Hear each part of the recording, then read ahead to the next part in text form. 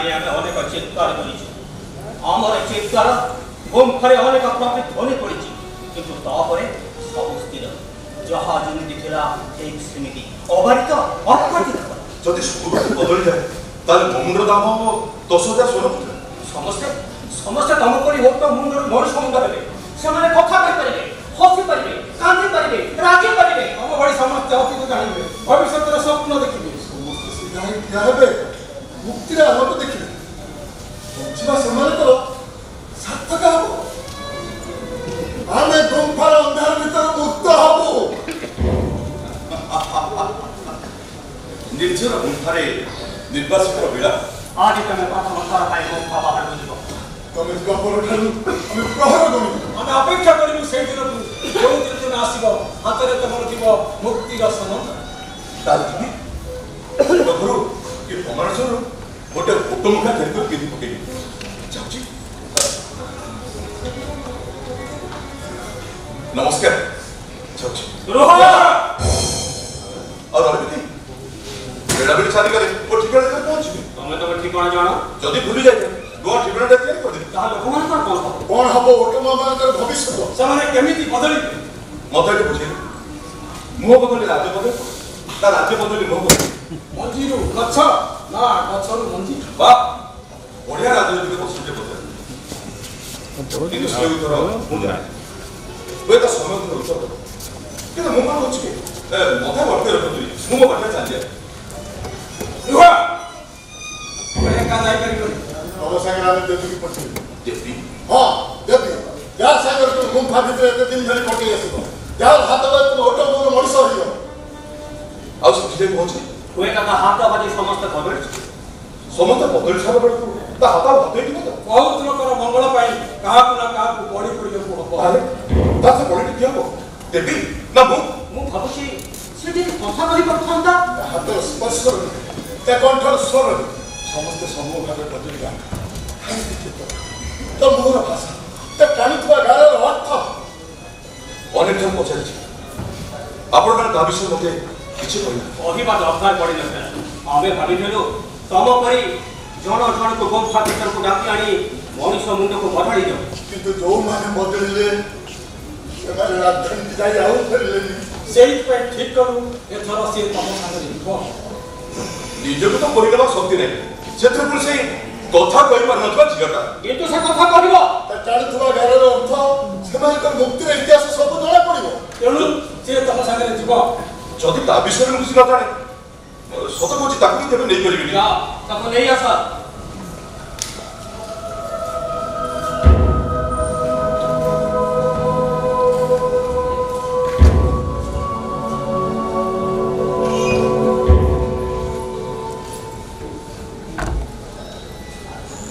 तू सत कोची जदि ता विषय में कुछ न जाने ताले ताको मु सागर लेके जिबि आमे तक कोई बात पाइलु आ मु विषय में दैवा जुटि आउ से दई भातर संजोगरे ता हाथ बाजी जण कपर जणे कोट मुंडर मनुष्य मुंड धरतु ताको सागर नहीं मु राजधानी को गली आ सेठी पहुंच पहुंचू दैवा राजा से देखाई गला दैवा राजा को कंठा कोटे खंडा दिला आ दैवा को बेको ताको खंडा तले बणी गला ताले निरंजना देवी दी जण जाके एका बेले सफा से आसे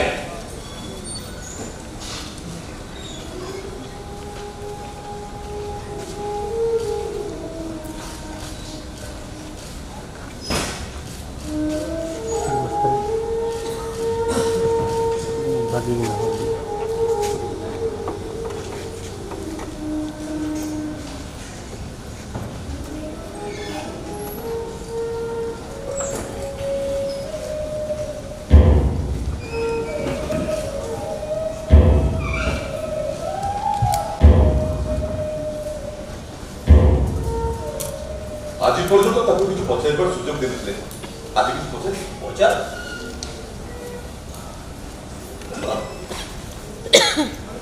तू कोन कथा कहि परनु छ पाटे ढाई छी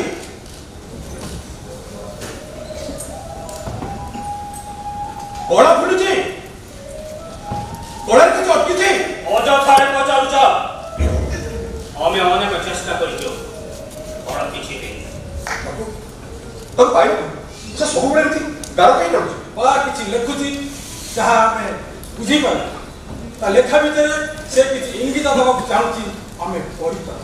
ଏମିତି ଭାଷା ଯାହା ଆମେ କେମିତି ମୁଁ ଜଣେ ଭାଷାବିତ। ଇଏ ରାଜ୍ୟ ଆଉ ଅନ୍ୟ ରାଜ୍ୟର ଅନେକ ଭାଷା ମୁଁ ଜାଣେ। ମୁଁ ପଢ଼ିପାରିଲିନି। ଟିକିଏ ବସିଗଲେ ସେ ଏମିତିକା ଲେଖିବାକୁ ଆରମ୍ଭ କରିଦିଏ ଆଙ୍ଗୁଠିରେ, ନହେଲେ ତା ହାତ ପାଖରେ ଯାହା ପାଏ। ଆମେ ତାକୁ ଯୋଉଦିନ ପାଇଲୁ ସେମିତି ସେ ଲେଖୁଥାଏ ଅଙ୍ଗାରେ ଗୁମ୍ଫାର ଚଟାଣରେ। ଆପଣଙ୍କ ଗୁମ୍ଫା ନା, ଗୁମ୍ଫା ବି ନିଜର ନୁହେଁ। ଜଣେ ଏକ ମଣିଷ ହେଇଯାଏ ଆଉ ମରେ। ଖରା ପଡ଼ିଥିବା ଭୟରେ ଆମକୁ ଗୁମ୍ଫା ବି ପରିବର୍ତ୍ତନ କରିବାକୁ ପଡ଼େ। ତିନୋଟି ବିଜ୍ଞ ଲୋକ ନିଜର ନିରାପତ୍ତା ପାଇଁ ଏ ଗୁମ୍ଫାରୁ ସେ ଗୁମ୍ଫାକୁ। ସେଦିନ ସେମିତି ତା ଗୁମ୍ଫା ଖୋଜୁ ଖୋଜୁ ହଠାତ୍ ସନ୍ଧାନ ମିଳିଗଲା।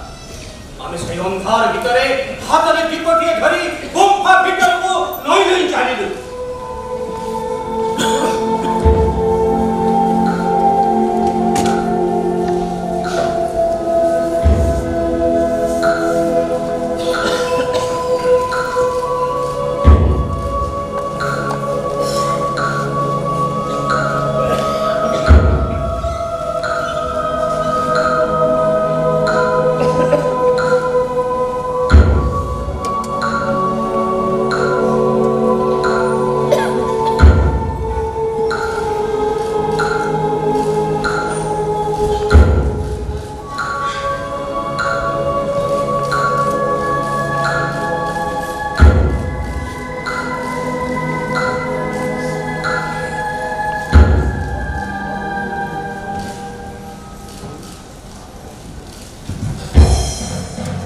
ବର୍ତ୍ତମାନ ନୁହେଁ ମଣିଷ, ପୁରୁଷ ନୁହେଁ ସ୍ତ୍ରୀ ଇଏ କିଏ?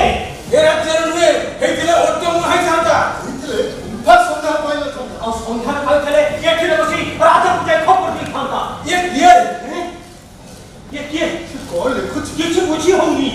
ସିଏ ହୁଏତ ଆମ ଭାଷା ବୁଝିପାରୁ।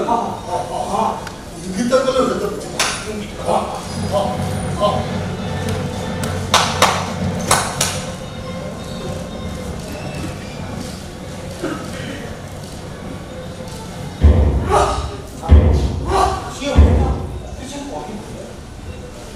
ତାର ପ୍ରକାଶ କରିବାର ଭଙ୍ଗୀ, ତାର ଲେଖା। ସେ କଣ ଲେଖୁଛି? କିଛି ବୁଝି ହଉନି। ଅଙ୍କା ବଙ୍କା ଗାର, ଗୋଟେ ଗାର ଉପରେ ଆଉ ଗୋଟେ ଗାର ଚଢି ଯାଇଛି। ହୁଏତ ଏ ରାଜ୍ୟର ସମସ୍ତଙ୍କର ଭବିଷ୍ୟତ କଥା। ଏ ତୋ ନାଁ କଣ? ଆରେ ଇଏ କଣ ତାର ଭାଗ୍ୟଲିପି? ଅଙ୍କା ବଙ୍କା ଅଲମନା ଗାରର ଅର୍ଥ କଣ? ସାଙ୍କେତିକ ଲିପି। ଗୋଟିଏ ଗାର ଉପରେ ଆଉ ଗୋଟିଏ ଗାର, ଛନ୍ଦା ଛନ୍ଦେଇ ଶେଷରେ ମାତ୍ର ଆଉ ଗୋଟିଏ ଗାର। ଆଉ ଅଙ୍କା ବଙ୍କା ନୁହେଁ, ସରଳ। ବଞ୍ଚିବାକୁ ହେଲେ ସରଳ ଭାବରେ, ନିରୀହ ଭାବରେ ବଞ୍ଚିବାକୁ ହବ। ପାଇଛି। ତାହେଲେ ଅର୍ଥ ବଞ୍ଚିବା ପାଇଁ ଯୁଦ୍ଧ କରିବାକୁ ପଡ଼ିବ। ନିଜର ପ୍ରତିଷ୍ଠା ପାଇଁ, ଗଣର ମୁକ୍ତି ପାଇଁ ଯୁଦ୍ଧ। ଗୋଟିଏ ସରଳ ରେଖା ଉପରେ ଆଉ ଗୋଟିଏ ସରଳ ରେଖା, ବଙ୍କା ବଙ୍କା ଅସ୍ଥିର। ଶେଷରେ ବିଜୟ। ତେଣୁ ସିଧା ସରଳ। ଏସବୁ ଆମର ଧାରଣା। ତାହେଲେ ତା ନିଜ ପାଖରୁ ଶୁଣିବାକୁ ହବ। କିନ୍ତୁ ସେ କିଛି କହୁନ। ତାକୁ କଥା କହିବାକୁ ପଡିବ। ତାରି ମୁହଁରେ ଅଛି ସେ ଲେଖାର ଅର୍ଥ।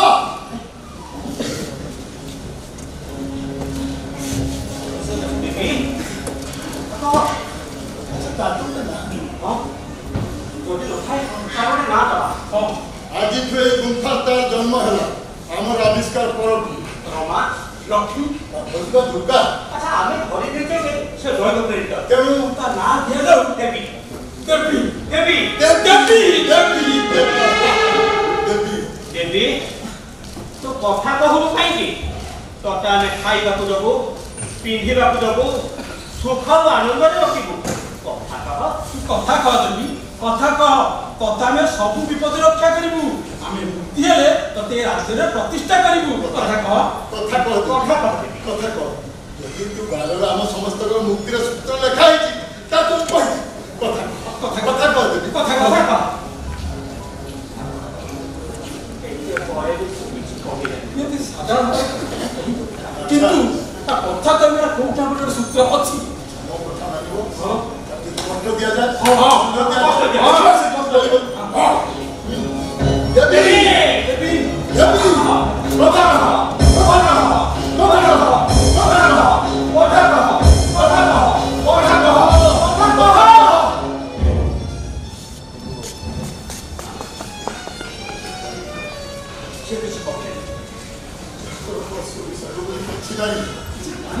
କିଛି ଜାଣିବା ପର୍ଯ୍ୟନ୍ତ ତାକୁ ଆମ ପାଖରେ ରହିବାକୁ ପଡ଼ିବ।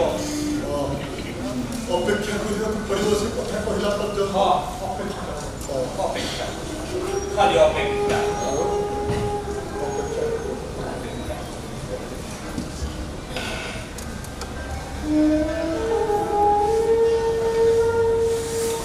ଆମେ ଅନେକ ଚେଷ୍ଟା କଲୁ କିନ୍ତୁ ଆମର ସବୁ ଚେଷ୍ଟା ବ୍ୟର୍ଥ ହେଲା।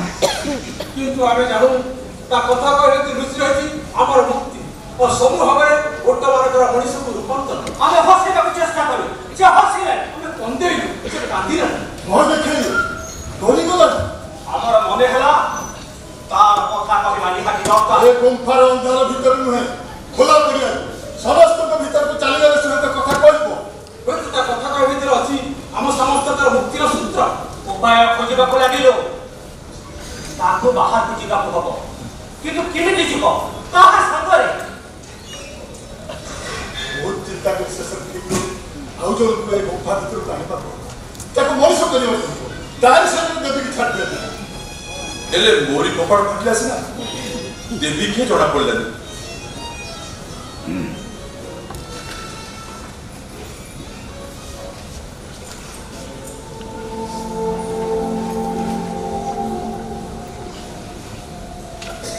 ଦେବୀ ତମେ କିଏ ଆମେ ଜାଣୁନା, ତମେ କଥା କହିପାର କି ନା ତାହା ବି ଆମେ ଜାଣୁନା। ଆମେ ତୁମକୁ ଅନେକ ପ୍ରାର୍ଥନା କଲୁ, ତମେ କଥା କହିଲନି କି ଆମ କଥା ଶୁଣିଲନି। ଅନେକ କଷ୍ଟ ଦେଇଛୁ, ଦଣ୍ଡ ଦେଇଛୁ, କିନ୍ତୁ ତମେ କାନ୍ଦିନା। ନିରଞ୍ଜନ ପରି ତମେ ଆମର ଶେଷ ଆଶା, ଶେଷ ଭରସା। ତୁମେ ତା ସହିତ ରହିବ। ମନେ କର, ତାର ମୁକ୍ତି ନାହିଁ ଯଦି ରାଜ୍ୟ ନ ବଦଳେ, ତାର ମୁକ୍ତି ନାହିଁ ଯଦି ଆମେ ମୁକ୍ତି ନ ହଉ, ତାର ମୁକ୍ତି ନାହିଁ ଯଦି ତମେ ମୁହଁ ନ ଖୋଲ। ଇଏ ତ ଅନେକ ସର୍ତ୍ତ। ମୁକ୍ତିର ସର୍ତ୍ତ। ତାହେଲେ ଦେବୀ ଯା।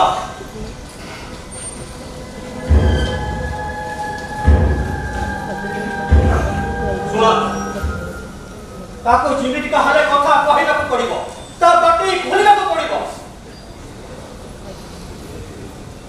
ସେ ଯଦି ନା, ତମକୁ ଯେମିତି କାହାରେ ତାକୁ କଥା କହିବାକୁ ପଡ଼ିବ। ବାସ୍ତବାଦୀ ସମସ୍ତେ ବଦଳି ଗଲେ, ତା କଥା କହିବାର ଆମ ସମସ୍ତଙ୍କର ମୁକ୍ତି ମିଳିଲେ ଆମର କିଛି ଦୁଃଖ ରହିବନି। ଆମେ ନିଜକୁ ଅସହାୟ ମନେ କରିବୁ। ତେଣୁ ତମେ ତାକୁ ନେଇଯାଅ।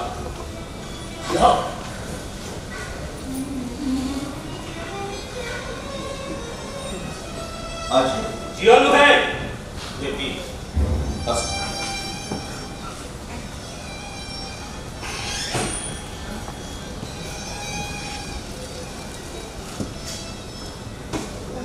ନିରଞ୍ଜନ, ଯିବା ପୂର୍ବରୁ ତମେ ଆମକୁ କଥା ଦେଇଯାଅ, ଆମକୁ ଯେମିତି ପୁଣି ଗୁମ୍ଫା ବଦଳେଇବାକୁ ନ ପଡ଼େ। ଦିନେ ତମେ ଶୁଭ ସମ୍ବାଦରେ ଫେରି ଆସ। ସାଙ୍ଗରେ ତ ଦେବୀ ଅଛି, ମୋ ଦେବୀକୁ ପକା ଆଉ ଯିବି କୁଆଡ଼େ? ଆମେ ବାଟ ଚାହିଁ ବସିଥିବୁ। ଆମେ ତମକୁ ଅପେକ୍ଷା କରି ରହିଥିବୁ। ହଁ, ହଉ